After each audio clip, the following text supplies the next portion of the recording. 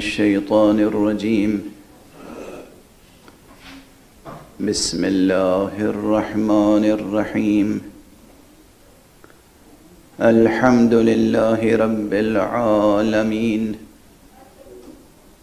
والصلاة والسلام على أشرف الخلائق أجمعين، سيدنا وسيد الأولين والآخرين، حبيبنا وحبيب إله العالمين، إمام المرسلين وخاتم النبيين، أبي القاسم المصطفى محمد. اللهم صل على محمد وآل محمد وعلى أهل بيته الطيبين الطاهرين الهداة المهديين المعصومين المظلومين، واللعنة الدائمة على أعداء الحق والدين. أما بعد، فقد قال الله تعالى عز اسمه في محكم كتابه ومتقن خطابه. بسم الله الرحمن الرحيم. إن في خلق السماوات والأرض واختلاف الليل والنهار لآيات لأولي الألباب. صدق الله العلي العظيم. اللهم صل على محمد وآل محمد. قرآن حکیم کے سورہ مبارک آل عمران کی یہ ایک بظاہر نہایت مختصر لیکن فی الواقع نہایت عمیق اور ہمگیر اور عظیم الشان آیت ہے، جسے میں آپ حضرات کی خدمت میں روزانہ تلاوت کرنے کی سعادت حاصل کر رہا ہوں، اور اس آیت کریمہ کے ضمن میں جو موضوع ہے وہ ہے راز قدرت اور حسین۔ اس میں شک نہیں کہ جب تک کوئی حامل اسرار الہی نہ ہو، جب تک کوئی ناموس فطرت سے آشنا نہ ہو، جب تک کوئی راز قدرت سے واقف نہ ہو، اس وقت تک وہ منصب جلیل امامت پر فائز ہو نہیں سکتا۔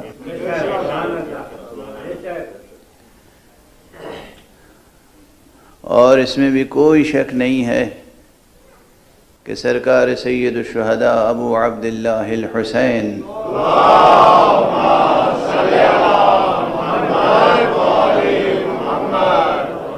کی ذات گرامی وہ ہے جو اشارات فطرت، عبارات مشیت اور نقل و عقل ہر اعتبار سے منصب جلیل امامت پر فائز ہے۔ امام حسین، یہ دو الفاظ ایسے ہیں، امام اور حسین، جو ایک دوسرے سے جدا نہیں ہو سکتے۔ چند شخصیتیں بس ایسی ہیں تاریخ میں کہ جن کے ساتھ لفظ امام ایسا سجتا ہے، نکھرتا ہے، اور لفظ امام کی پوری معنویت جلوگر ہوتی ہے۔ بس چند ہی نام ہیں، یا امام علی کہیے تو وہ کیفیت پیدا ہوتی ہے، یا امام حسین کہیے تو وہ کیفیت پیدا ہوتی ہے، یا امام حسن کہیے تو وہی کیفیت پیدا ہوتی ہے۔ یہ وہ نام ہیں کہ جن کے ساتھ یہ لقب، یہ لفظ، یہ کلمہ اپنی پوری معنویت کے ساتھ سجتا ہے۔ محمد و آل محمد بلند کر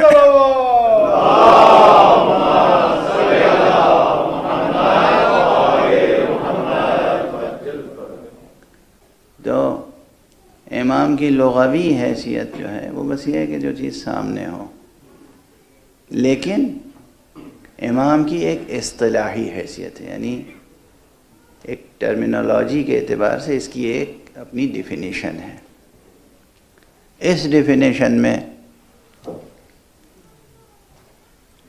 امت اسلامیہ کے درمیان دو بڑے گروہ پائے جاتے ہیں، جہاں امامت کی ڈیفینیشن میں جوہری اختلاف ہے۔ امامت کی ڈیفینیشن میں جوہری اختلاف ہے، ایسنس کا فرق ہے، جوہر کا فرق ہے۔ وہ چیز جو مقوم تعریف ہوتی ہے اسی کا فرق ہے۔ یعنی کس کا امام؟ علم کلام میں جب امامت کی بحث چھڑتی ہے اور اس بحث سے کوئی صرف نظر نہیں کر سکتا، کیوں؟ اس لیے کہ امامت انسانی معاشرے کی ایک ضرورت ہے، لا بد من، ایک ضرورت ہے۔ انسانی معاشرہ بغیر امام کے، بغیر سربراہ کے، بغیر حاکم کے، بغیر ولی امر کے رہ نہیں سکتا، ورنہ ملوک الطوائفی یا طوائف الملوکی کی کیفیت رہے گی۔ یہ ترکیبیں میں نے استعمال کی ہیں، ڈکشنری میں دیکھ لیجئے گا جا کر۔ ایک صلوات پڑھیے محمد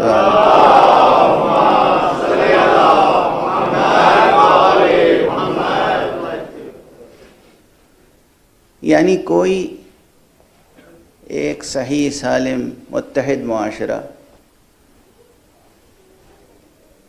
وجود میں نہیں آ سکتا بغیر امامت کے۔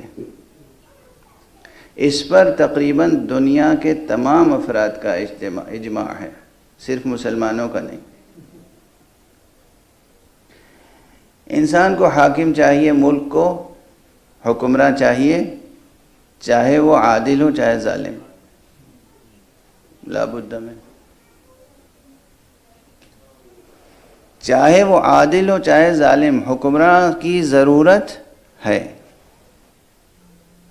اب یہاں جوہری فرق یہ ہے، اور آزمائش عقل و فطرت کی یہ ہے کہ آپ اپنا حاکم، حکمراں، امام، رہبر، قائد، لیڈر، آپ کسے چننا چاہتے ہیں اور آپ کو کسے چننا چاہیے؟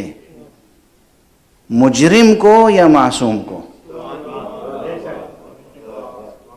ظالم کو یا عادل کو؟ اچھے آدمی کو آپ چننا چاہیں گے یا برے آدمی کو؟ یہ آپ پر ہے۔ اگر عام انسان یہ چاہے گا، یہ چاہتا ہے کہ وہ اپنا رہبر، اپنا لیڈر، اپنا قائد بہتر سے بہتر چنے، تو یہ کیسے ممکن ہے کہ اللہ سبحانہ و تعالی اگر کسی کا انتخاب کرے تو وہ بہتر سے بہتر نہ ہو؟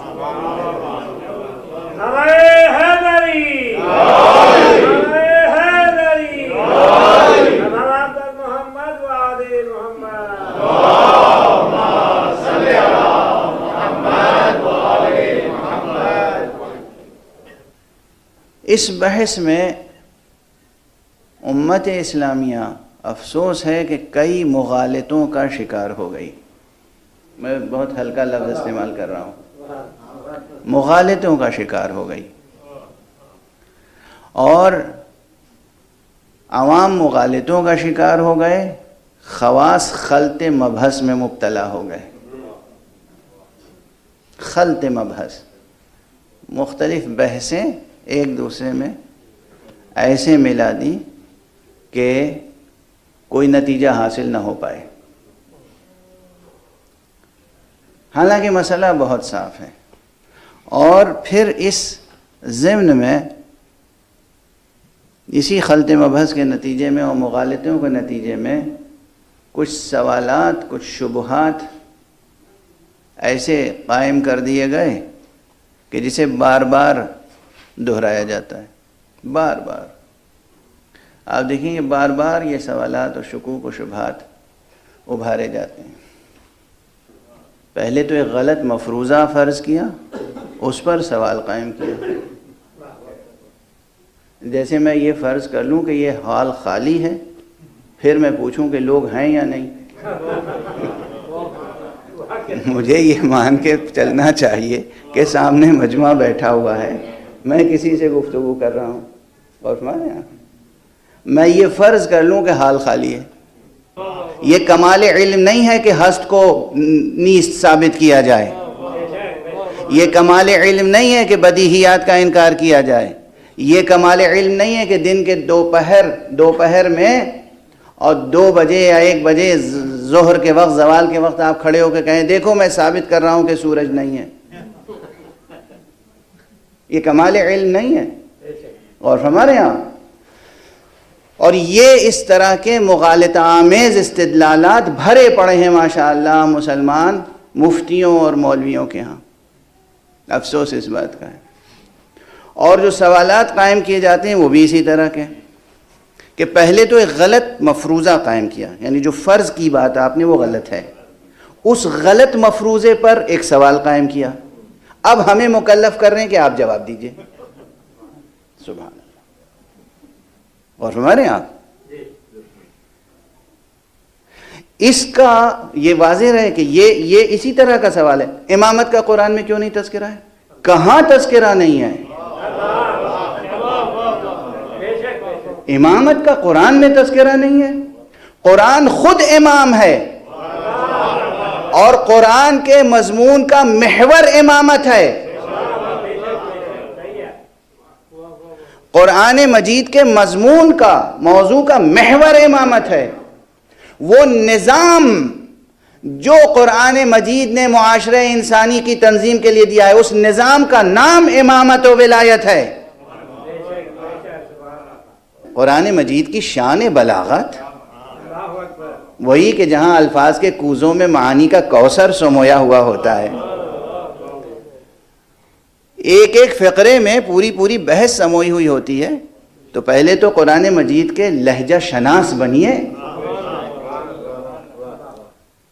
پہلے تو قرآن مجید سے استنطاق کی استعداد پیدا کیجئے، یہ سیکھیے کہ قرآن مجید پڑھتے کیسے ہیں اور قرآن مجید سے کچھ پوچھتے کیسے ہیں، قرآن مجید سے سوال کیسے کرتے ہیں۔ اور یہ اس وقت تک آپ کو آئے گا نہیں جب تک کہ زیر منبر صاحب سلونی بیٹھیں گے نہیں۔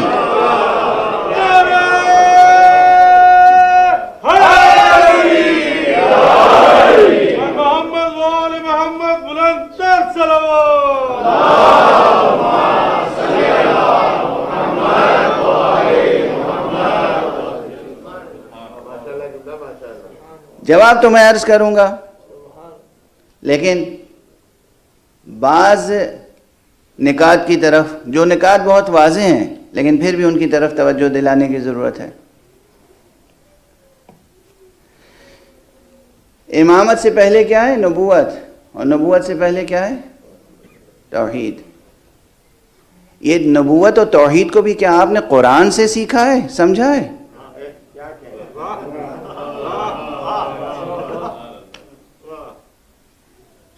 نبی کی شناخت اور خالق کی شناخت قرآن سے ہوگی یا عقل انسانی سے؟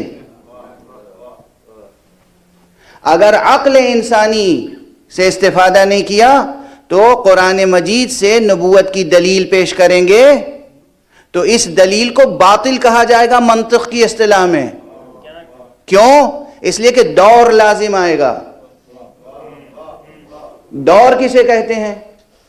کسی چیز کو بیک وقت موجود اور بیک وقت ناموجود مان لینا،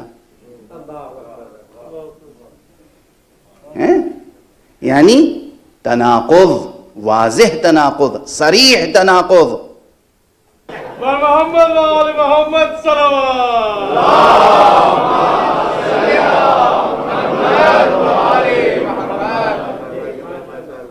یہ جتنے استدلال ہیں، جتنے دنیا کا کوئی بھی استدلال ہو، اب وہ ایک الگ بات ہے کہ دور کی کتنی قسمیں ہوں، کہاں دور جائز ہے اور کہاں دور جائز نہیں، لیکن بنیادی طور پر دور باطل ہے، دور ناممکن ہے، دوری جواب محمل ہے، ٹھیک؟ نبی خود یہ کہیں کہ میں نبی ہوں اور آپ مان لیجئے، یہ کیا ہوگا؟ دور۔ اور اس طرح پھر دنیا میں جتنے ہیں سب دعویٰ کر لیں کہ میں نبی ہوں۔ آپ کسی کو کہہ سکتے ہیں تم غلط کہہ رہے ہو، وہ کہیں جناب آپ نے حضرت محمد مصطفیٰ صلی اللہ علیہ وآلہ وسلم کو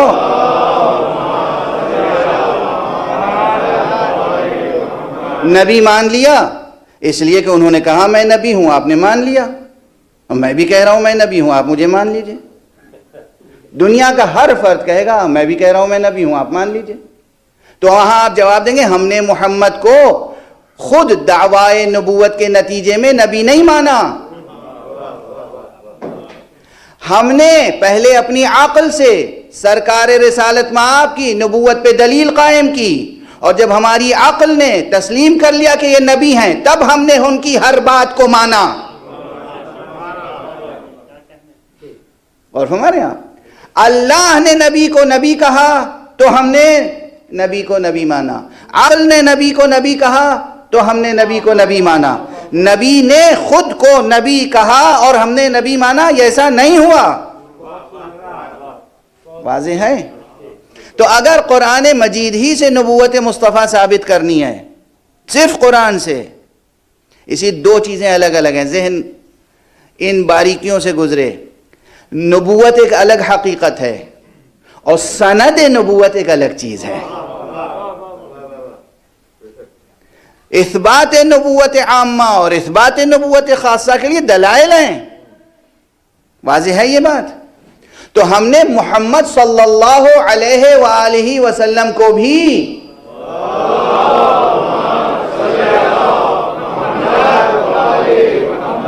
قرآن سے نبی نہیں مانا، ہم نے ان کو پہلے نبی مانا، پھر ان کی زبان مبارک سے قرآن کو بطور سند تسلیم کیا۔ واضح ہے؟ اور اب آپ آگے بڑھیے، خود قرآن مجید میں توحید کی بحثوں میں جائیے، قرآن مجید میں عقل انسانی کی رہنمائی کے لیے ایسے قضایا بیان ہوئے ہیں، ایسی دلیلیں بیان ہوئی ہیں جہاں یہ ثابت کیا گیا ہے کہ خدا ایک ہے، لیکن یہ کہ خدا ہے اس کی کوئی دلیل قرآن مجید نے نہیں پیش کی ہے۔ خدا ہے اس کا اقرار عقل انسانی کرتی ہے، خدا ہے اس کا اقرار فطرت انسانی کرتی ہے، عقل و فطرت گواہی دیتی ہے کہ وہ ہے، عقل و فطرت کے دلائل کام آتے ہیں نبی کی شناخت میں، پھر نبی کی زبان سے جو کلام آتا ہے اسے ہم کلام اللہ اور سند رسول اللہ سمجھتے ہیں۔ تو یہ کہنا کہ قرآن سے ہر چیز ثابت کریں، قرآن سے تو ہم خدا کی ہستی کو بھی ثابت نہیں کرتے، ورنہ جو قرآن پہ یقین نہیں رکھتا اس کے آگے کبھی خدا کو ثابت نہیں کر پائیں گے۔ تو نہ ہم اللہ کی توحید اور اللہ کی ہستی کو قرآن مجید سے ثابت کرتے ہیں، نہ ہم نبوت کو قرآن مجید سے ثابت کرتے ہیں، نہ ہم امامت کو قرآن مجید سے ثابت کرتے ہیں پہلے مرحلے میں۔ یہ عقل انسانی ہے، اگر آپ انسان ہیں تو گفتگو کیجئے گا، عقل سے بیزار ہیں تو گفتگو نہ کیجئے گا۔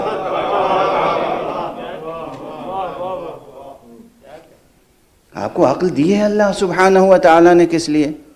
ہمیں کس لیے دی ہے عقل؟ واضح ہو گئی بات۔ تو یہ ایک مغالطہ ہے کہ قرآن مجید سے ثابت کیجئے، حالانکہ قرآن مجید سے ثابت ہے اللہ کا وجود بھی، اللہ کی وحدانیت بھی، نبی کی نبوت بھی، مولا علی کی امامت بھی، سب ثابت ہے، لیکن پہلے مرحلے میں کون ثابت کرے گا؟ عقل۔ آپ ایسے دین کو پیش کرنا چاہتے ہیں جہاں عقل کا کوئی مقام ہی نہیں ہے، جبکہ اللہ سبحانہ و تعالی نے سب سے نفیس ترین شے جو خلق فرمائی ہے وہ عقل ہے، اور عقل آپ کو عطا فرمائی ہے، واضح ہے۔ اللہ کا کی ہستی اور اللہ کی وحدانیت عقل سے ثابت ہوتی ہے پہلے۔ جب قرآن نازل نہیں ہوا تھا اس وقت بھی عرب میں اللہ پرست اور اللہ کو یکتا ماننے والے تھے۔ جب قرآن نازل نہیں ہوا تھا اس وقت بھی عرب میں تھے، عرب میں تھے کہ جو اللہ پر یقین رکھتے تھے اور اللہ کی حمد و ثنا کرتے تھے اور اللہ کی بندگی کرتے تھے، اللہ کی عبادت کرتے تھے۔ قرآن نازل نہیں ہوا تھا، انہوں نے کس طرح پہچانا کہ خدا ہے؟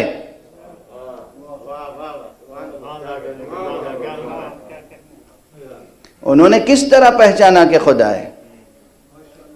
اب جا کے آپ تحقیق کیجئے، وقت کم ہے، وقت گزرتا چلا جا رہا ہے۔ اگر میں نام گنانا شروع کروں، اور صرف بنی ہاشم میں نہیں، یہ بھی یاد رکھیے گا، خاندان پرست نہ سمجھیے گا ہمیں، ہم خدا پرست ہیں، ہم مولا پرست ہیں۔ ہم اللہ کو مولا سمجھتے ہیں یا اسے مولا سمجھتے ہیں جسے اللہ نے مولا کہا؟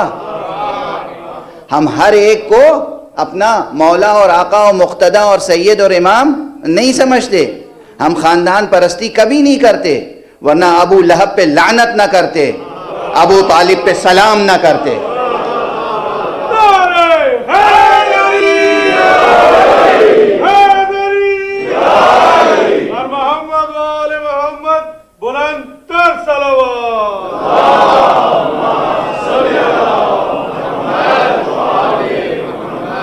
بس نام آ گیا، کیا پیارا، کیا نورانی، کیا عظیم نام آ گیا زبان پر، تو ایک جملہ اور کہہ کے چلوں، ابو طالب اس پیکر عقل ظاہری کا نام ہے جس نے قرآن مجید کے بغیر محمد کو نبی پہچانا۔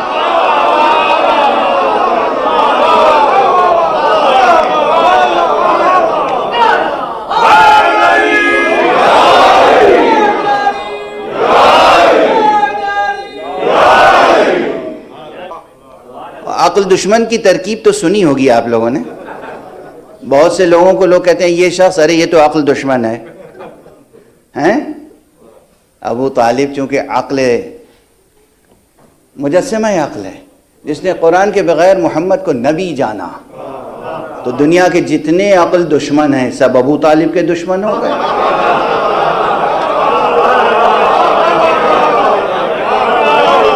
ایک صلوات پڑھ دیجئے محمد و علی۔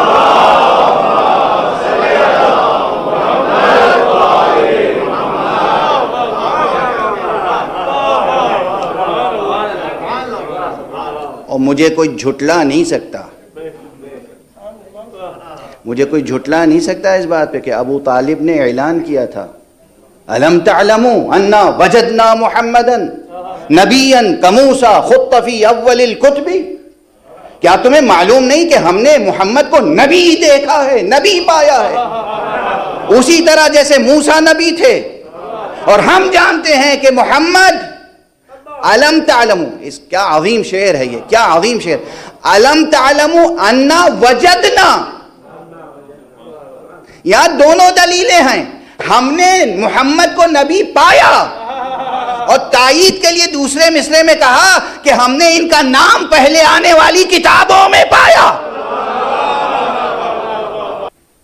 مصطفیٰ کی نبوت کا کلمہ پڑھا، اور ہم نے، آپ نے، سب نے پہلے عقل سے کام لے کر، عقل اللہ نے دی اسی لیے تاکہ آپ سب سے پہلے کسی حقیقت کو اپنی عقل سے دریافت کریں۔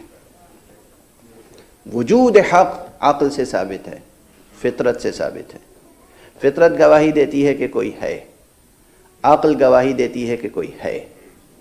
اس کے بعد جب اس کا کلام ملتا ہے تو اس عقل و فطرت کی روشنی میں ہم طے کرتے ہیں کہ یہ کلام حق ہے۔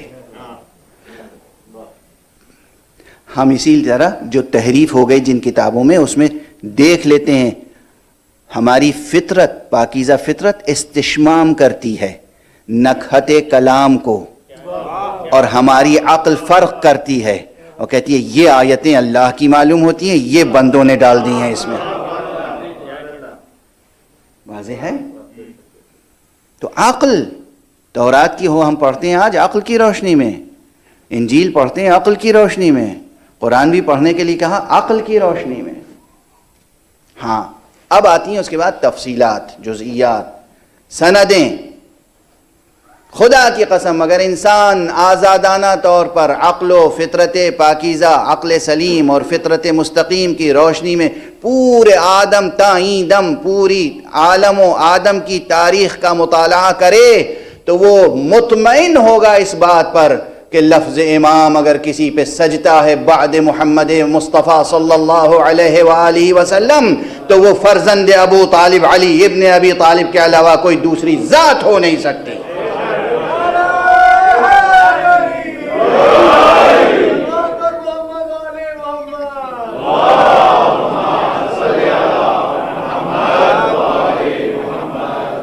میں نے دو کلمات استعمال کیے، فطرت مستقیمہ اور عقل سلیم۔ دل پاک ہو، دماغ بھی روشن ہو تو کوئی مسئلہ نہیں۔ اب اس کے بعد آتی ہیں شہادتیں، اب اس کے بعد شہادتیں قرآن مجید میں ہیں۔ امامت کے موضوع پر قرآن مجید نے جو روشنی ڈالی ہے جتنی جامع اور کامل، اس کے بعد کسی اور بحث کی ضرورت نہیں ہے اگر ان آیات کے معنی اور ترجمے اور ترجمانی میں تحریف نہ کی جائے۔ اچھا کیا جن صاحب نے بھی سوال کیا۔ اب ایک آیت کی طرف تیزی سے، آیت آپ سب کو یاد ہوگی، بہت سے ذاکرین برابر ذکر کرتے ہیں، کوئی میں پہلی بار تھوڑی اشارہ کر رہا ہوں، چونکہ جو کلیدی بحث ہے، جو کلیدی مطلب ہے وہ تو وہی رہے گا، جو کلیدیں ہیں جو وہ بدلی نہیں جا سکتی۔ جب بھی کوئی پوچھے کہ نماز کا ذکر قرآن میں کہاں ہے تو آدمی یہی کہے گا اقیموا الصلاۃ، لاکھوں نہیں کروڑوں بار ہر فقیہ ہر مجتہد یہی کہے گا۔ تو میں کوئی نئی آیت کی طرف اشارہ نہیں کر رہا ہوں اس وقت۔ اور یاد کرو اس بات کو کہ جب اللہ نے ابراہیم کا امتحان لیا بعض کلمات کے ذریعے سے، یہ بھی کیا بیان قرآنی ہے، بلاؤں کے ذریعے سے نہیں کہا، مصیبتوں کے ذریعے سے نہیں کہا، قربانی کے ذریعے سے نہیں کہا، بے کلمات۔ یہ ایسا شان بلاغت قرآنی ہے یہ لفظ کہ اس میں نہ جانے کتنی چیزیں پوشیدہ ہیں، اس میں بہت سے اسرار اور راز پوشیدہ ہیں، اس میں بہت سے رازہائے قدرت بھی ہیں، اس میں بہت سے اسرار تکوین بھی ہیں، اس میں بہت سے اسرار و رموز تشریع بھی ہیں، بہت سی چیزیں ہیں اس میں۔ کلمات، اس ایک لفظ کلمات کی اگر تشریح کیجئے تو نہ جانے کتنے صفحات تحریر کرنے پڑیں گے۔ وَإِذِ ابْتَلَىٰ إِبْرَاهِيمَ رَبُّهُ بِكَلِمَاتٍ، یاد کرو جب ابراہیم کا امتحان لیا پروردگار نے کس کے ذریعے سے؟ کلمات کے ذریعے سے۔ یہ کلمات کی بلاغت ویسے ہی عظیم الشان ہے جیسے جناب آدم کے واقعے میں اسماء کی بلاغت ہے۔ کہ انی جاعل فی الارض خلیفہ، اور اس کے ضمن میں پھر جب بات آگے بڑھی تو کیا کہا؟ وعلم آدم الاسماء کلہا، اللہ سبحانہ وتعالی نے آدم کو اسماء کی تعلیم دی۔ جیسے اسماء کی بلاغت بے نہایت ہے اسی طرح یہاں کلمات کی بلاغت بے نہایت ہے۔ وہاں بھی راز قدرت تھے جو اللہ نے آدم کے سپرد کیے تھے، یہاں بھی راز قدرت ہیں جو اللہ نے ابراہیم کے سپرد کیے ہیں۔ اب سمجھے آپ راز قدرت، یہ موضوع کیوں جڑا ہوا ہے امامت سے اور امام حسین علیہ السلام کی ذات گرامی سے۔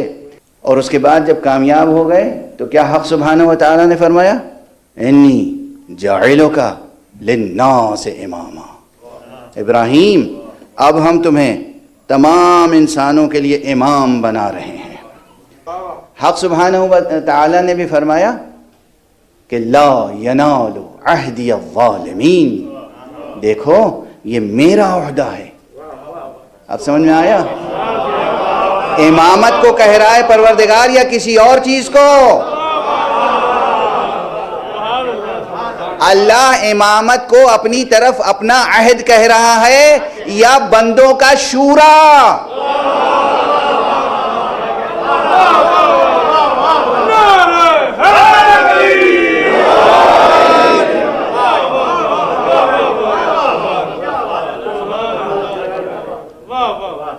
انی جاعلک للناس اماما قال رب ومن ذریتی قال لا ینال عہدی الظالمین، میرا عہدہ ظالمین تک نہیں پہنچے گا۔ یعنی اب اپنی نسل کی تربیت کرو، جو خطا کار ہوگا، مجرم ہوگا، ظالم ہوگا، وہ امام نہیں بن سکتا۔ یہاں وعدہ چھپا ہوا ہے کہ جو معصوم ہوگا وہ امام بن کے رہے گا۔ صلوات پڑھ دیں محمد و آل محمد۔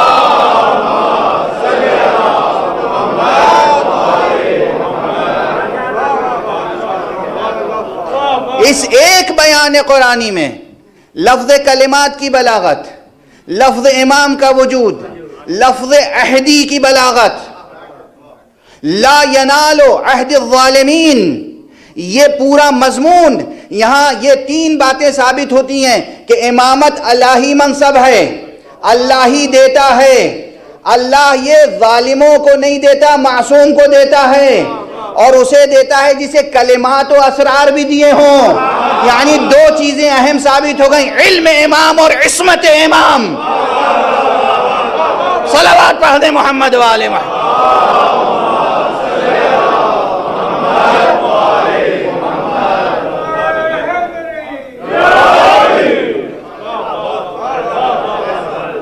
علم امام، عصمت امام، عہدہ امامت، عہدہ امامت کا تعلق خدا سے، یہ سب چیزیں عقل رہنمائی کرتی ہے۔ پہلے قرآن آ کے ارشاد فرماتا ہے، قرآن عقل کی تائید کرتا ہے، فطرت بشری پہلے گواہی دیتی ہے، قرآن آ کے اس فطرت کی عبارت کی تفسیر کرتا ہے۔ ورنہ یقین رکھیے کہ یہ جو پورا مضمون قرآنی ہے نا، پورا مضمون قرآنی، یہ آپ کے گوہر دل پر لکھا ہوا ہے قلم مشیت سے۔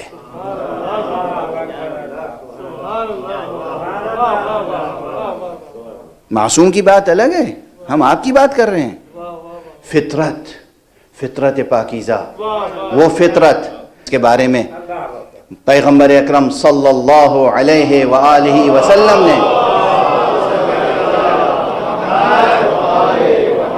فرمایا ہے کل مولود یولد علی الفطرہ، ہر پیدا ہونے والا بچہ فطرت پر پیدا ہوتا ہے۔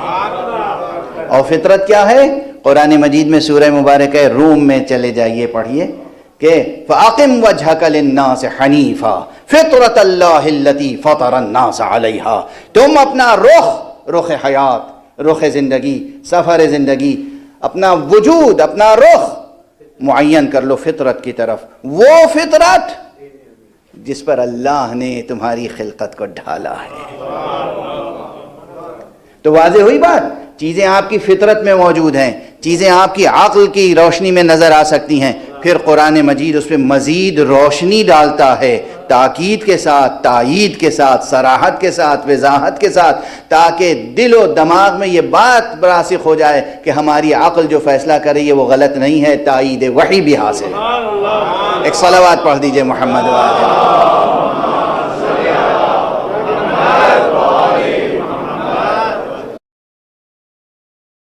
یہ بات بالکل دل و دماغ میں بٹھا لیجئے کہ ہم اللہ کی وحدانیت کو بھی قرآن سے نہیں ثابت کرتے، عقل ثابت کرتی ہے۔ قرآن ہمارے عقلی استدلال کی تائید کرتا ہے، مہر لگاتا ہے کہ شاباش، ٹھیک سمجھے۔ اور اگر غلطی ہو رہی ہوتی ہے عقل سے، جہالت کی بنا پر یا کسی وجہ سے، تو پھر قرآن مجید اس کو روشنی دکھا دیتا ہے، صحیح کر دیتا ہے۔ واضح؟ نبوت مصطفیٰ ہم پہلے عقل سے پہچانتے ہیں. ہم عقل سے پہچانتے ہیں کون نبی ہے کون غیر نبی. ہم عقل سے پہچانتے ہیں کون نبی ہے کون غیر نبی. ہم عقل سے پہچانتے ہیں کون نبی ہے کون غیر نبی.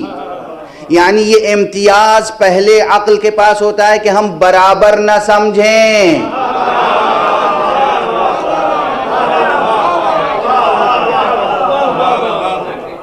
دیکھیے مصطفیٰ کا جو رتبہ پہچانتا تھا وہ یہ نہیں صرف سمجھتا تھا کہ یہ میرے بھائی کا بیٹا ہے، یہ میرا بھتیجا ہے، یہ میرے خاندان کا ایک فرد ہے اس لیے اس کی حمایت کرنی چاہیے، ورنہ حمایت کی ایک حد ہوتی ہے. وہ سب کچھ رکھنے کے باوجود جانتا تھا کہ مصطفیٰ ہے. اس لیے شعیب ابی طالب کے زمانے میں اپنے جگر کے ٹکڑوں کو اس کو بچانے کے لیے اس کے بستر پہ ڈال دیتا تھا. یہ یقین جھلک رہا تھا کہ یہ جانتا ہے کہ مصطفیٰ ہمارے جیسا نہیں ہے. مصطفیٰ بلند ہے، ہمیں اس کی حفاظت کرنی ہے، ہمیں اس کی متابعت کرنی ہے، ہمیں اس کی پیروی کرنی ہے. ہم بوڑھے ہیں، چچا ہیں، مگر ہمیں اس کی پیروی کرنی ہے. ہمیں اس سے نہیں کہنا ہے کہ بیٹے بھتیجے تو جوان ہے مجھے بچا لے، بلکہ مجھے اس کو بچانے کے لیے خود کو قربان کرنا ہے. یہ فراست مومن، یہ فراست ابو طالب، یہ ہے عقل ابو طالب. ورنہ ساری دنیا کا دستور ہے. مجھے بہت ستاتے ہیں، اب مجھے بچا لے ان کے پتھروں سے، مجھے بچا لے ان کے حملوں سے. تو جوان ہے بیٹے، میں بوڑھا ہوں، اب تو مجھے بچا یا میں تجھے بچاؤں گا. مگر معلوم ہے کہ یہ مجھ جیسا نہیں آئے. یہ میری آغوش میں امانت ہے اللہ کی. یہ مصطفیٰ ہے، هو المصطفیٰ من سرها و صمیمها. یہ مصطفیٰ ہے، اللہ کی امانت ہے، اللہ کا چنا ہوا بندہ ہے. اور میں کتنا ہی بوڑھا ہو جاؤں مجھے قربان ہونا ہے، اسے بچانا ہے. مجھے اپنے جگر کے ٹکڑوں کو قربان کرنا ہے مگر اسے بچانا ہے. یہ ہے درس ابو طالب کے، شعیب ابی طالب کا درس، جو شعیب ابی طالب سے شروع ہوتا ہے کربلا تک جاری رہتا ہے. ہم علی کو علی مانتے ہیں، حسن کو حسن مانتے ہیں، حسین کو حسین مانتے ہیں. یہ سب ایک ہی شجر نور کی شاخیں ہیں، یہ اسی شجر کے اصول ہیں. مگر محمد ہیں. محمد کو بچانے کے لیے حسین نے اسی طرح خود کو قربان کیا ہے. محمد کو بچانے کے لیے قربانی دی ہے حسین نے، جیسے محمد کو بچانے کے لیے ابو طالب قربان ہوتے تھے اور اپنے بچوں کو قربان کرتے تھے.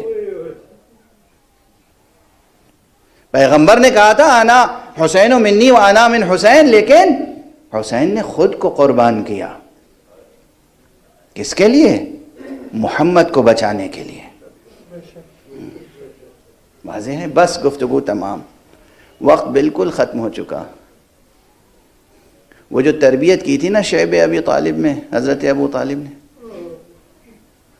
اپنے تمام بچوں کو، بیٹوں کو، غلاموں کو نہیں. دیکھیے رات کی تاریکی ہے، ایک شخص کو بچانا ہے، آنے والے ظالم کو دھوکہ دینا ہے، سیدھی سی بات ہے، تاکہ وہ دھوکہ کھا جائے اور سمجھے کہ یہاں محمد لیٹے ہوئے ہیں، یہ بستر خالی نہیں ہے.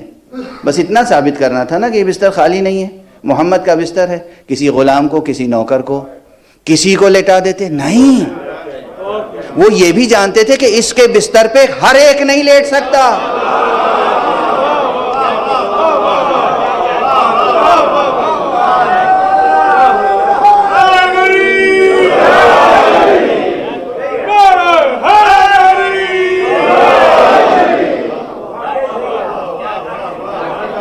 ہمیں اسے بچانا ہے اور اس کی ناموس کو، اس کی حرمت کو، اس کے ہر عظمت کے ہر نشان کو بچانا ہے.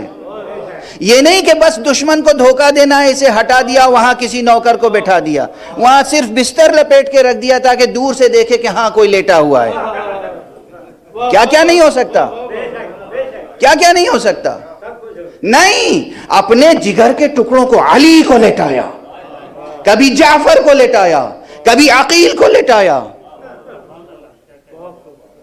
غور فرما رہے ہیں آپ؟ اور وہ جو تربیت تھی ابو طالب کی، وہ وہاں سے کربلا تک جاری رہی۔ اسی لیے جب آپ زیارت پڑھتے ہیں تو کہنا پڑتا ہے السلام علی الشہداء من ولد امیر المؤمنین، السلام علی الشہداء من ولد جعفر، السلام علی الشہداء من ولد عقیل۔ اللہ اکبر۔ بس 2 فقرے میں مجلس تمام ہو جائے گی اور آپ پرسا دیں گے۔ آج جن بچوں کا آپ ماتم کریں گے وہ بچے حضرت عبداللہ ابن جعفر طیار ابن ابی طالب، ایک بچے کا نام عون ہے، اور کیا نام ہے! عون کے معنی سمجھتے ہیں؟ عون یعنی مدد، عون کے معنی مدد کے ہیں۔ یہ بچہ عون ہے جس نے اپنے وجود سے ماں کو بھی مدد دی، حسین کو مدد دی، اسلام کو مدد دی۔ عون کیا نام ہے! اور دوسرا بچہ ہے محمد۔ بس گفتگو تمام۔ پروردگار آپ حضرات کی عزاداری قبول فرمائے۔ یہ مقام ختم نبوت جس کی حفاظت علی اور حسن اور حسین اور آل حسین نے کی ہے، یہ مقام ختم نبوت جس کی حفاظت کس طرح کی گئی؟ بچہ ہو، سب قربانی کے لیے مچل رہے تھے روز عاشورہ۔ خواتین مائیں تربیت کر رہی تھیں بچوں کی، بیٹا دیکھو کل روز عاشورہ ہے، مجھے مادر گرامی فاطمہ زہرا کے سامنے شرمندہ نہ کرنا۔ بیٹا بے جگری سے جہاد کرنا، بیٹا جب تک زندہ رہو ماموں کی طرف ایک تیر بھی آنے نہ پائے۔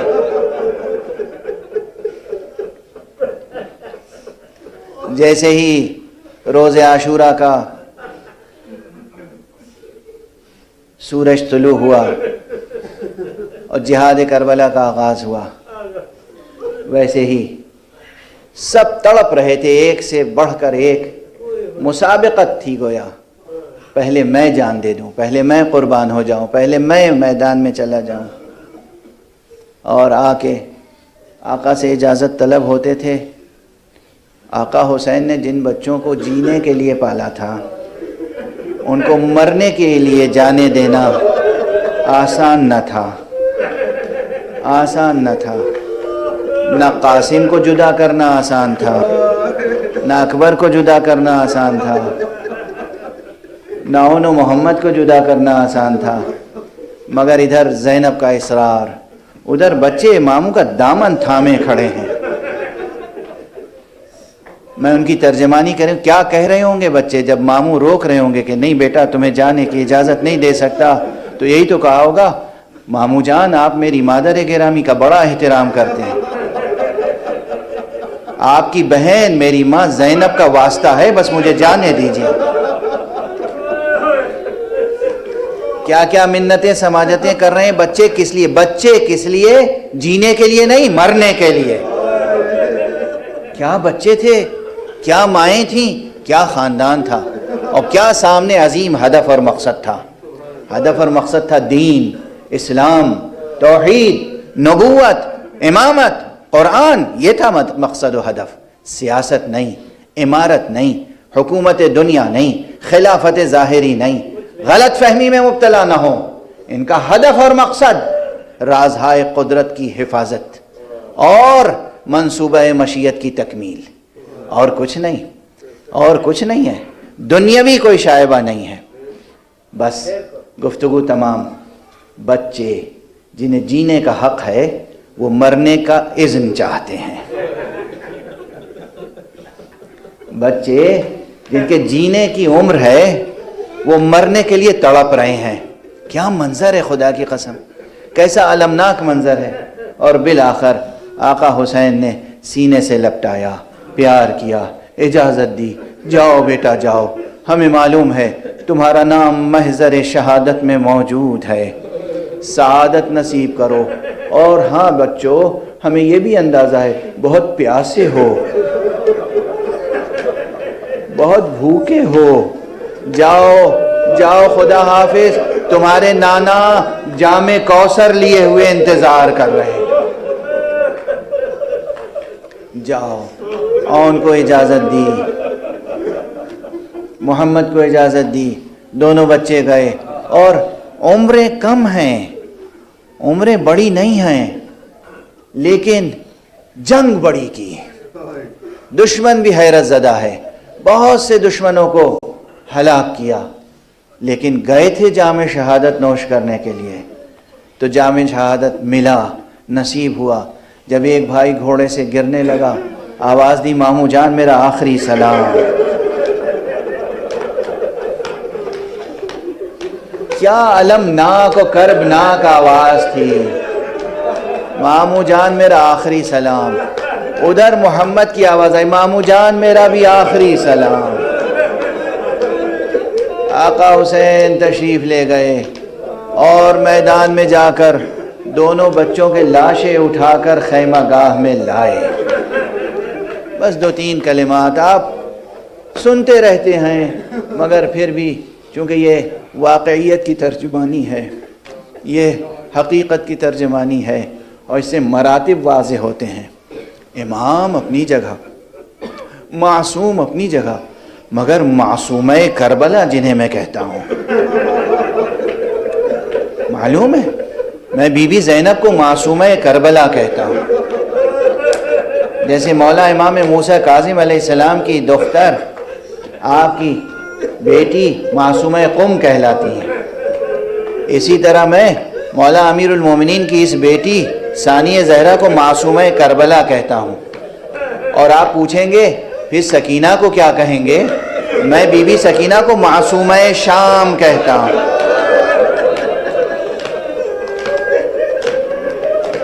معصومہ کربلا، جناب زینب کا کیا مرتبہ ہے، کیا مقام ہے، کیا شجاعت ہے، خاتون ہونے کے بعد کیا شجاعت ہے. امام علیہ السلام نے روز عاشوراء، صبح عاشوراء 2 خیمے مخصوص کیے تھے. ایک خیمہ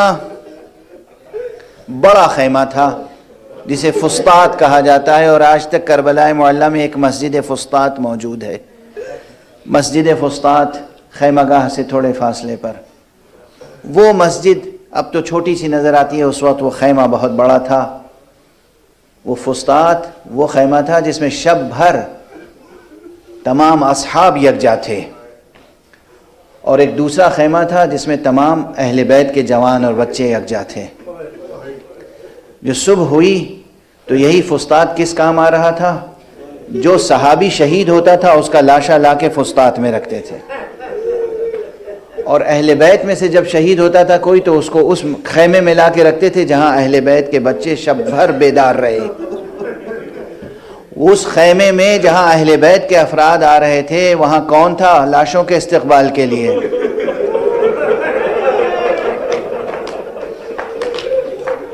وہاں لاشوں کے استقبال کے لیے زینب تھی. زینب معصومہ کربلا، زینب. شاید اس میں حکمت یہ بھی رہی ہو کہ بھائی حسین عزیزوں کا، اصحاب کا لاشا اٹھاتے اٹھاتے دل یقیناً دل پہ صدمہ ہوتا ہے، تو سامنے جب دیکھیں گے بہن زینب استقبال کے لیے موجود ہے تو حوصلہ حسین کا اور بلند ہو جائے گا. اس لیے جب اہل بیت سے کوئی آتا تھا زینب آگے موجود، بھیا لاؤ میرے سپرد کرو. اکبر آئے کہا لاؤ بھیا مجھے دو، میں نے پالا ہے اکبر کو، میں سنبھالوں گی لاشا. قاسم آئے کہا بھیا میرے سپرد کرو. لیکن جب اون و محمد آئے زینب نظر نہ آئی.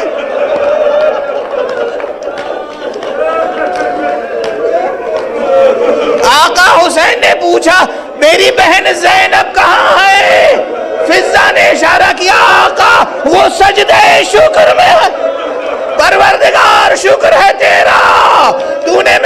قربانی قبول فرما لی، مجھے میرے بھائی اور میری مادر گرامی کے سامنے شرمندگی نہ ہوئی، پروردگار اس قربانی کو قبول